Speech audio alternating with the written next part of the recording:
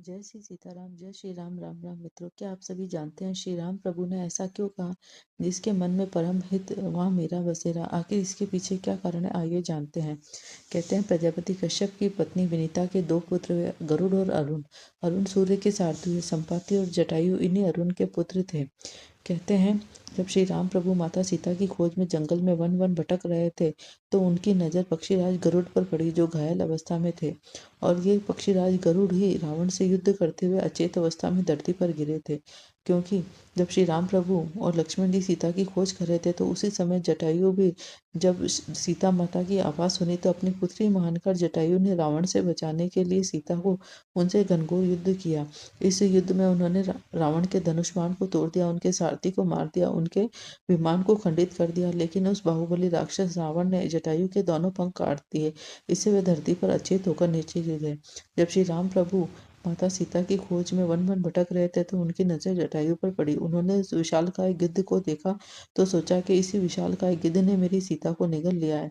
अतः उन्होंने धनुष बाण निकाला और अपनी तीर कमान को ताना उस गिद्ध को मारने के लिए। लेकिन जैसे ही वह इस गिद्ध के नजदीक गए, तब गिद्धराज जटायु ने कहा कि आयुष्मान भव, अच्छा हुआ तुम आ गए, मैं तुम्हारा ही इंतजार कर रहा था। सीता को लंका के राजा रावण दक्षिण दिशा की ओर ले गया है।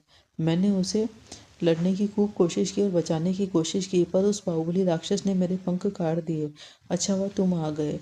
तब श्री राम प्रभु ने ये जाना कि ये मेरी सीता को बचाने के लिए ही इनकी ऐसी गति हुई है, और ये कोई और नहीं, मेरे पिता दशरथ के ही अभिन्न मित्र है। तो श्री राम प्रभु के नेत्र भर आए। उन्होंने गरुड़ को अपनी गोद में उठाया बिठाया और उनसे कहा कि आपने परम हित साधते हुए मेरी सीता को बचाने के लिए अपने प्राणों की आहुति दी है। आप मेरे पिता समान हैं, आपके श्री चरणों में मेरा प्रणाम है। हे प्रभु, हे पिता, आप अपने प्राण न त्यागे, आप अपने शरीर को बनाए रखे। तब गिद्धराज जटायु ने कहा, मुस्कुराते हुए ये बात कही कि जिनका मुख देखकर ही अधम से अधम यानी महापापी भी मुक्त हो जाता है, ऐसा वेद गाते हैं। आज वही मेरे नेत्रों के विषय होकर मेरे सामने खड़े हैं। हे नाथ, अब मैं किसकी पूर्ति के लिए दया को रखूं?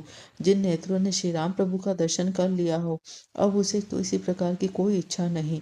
आपके दर्शन ही मेरा परम सौभाग्य है, मेरी परम गति है।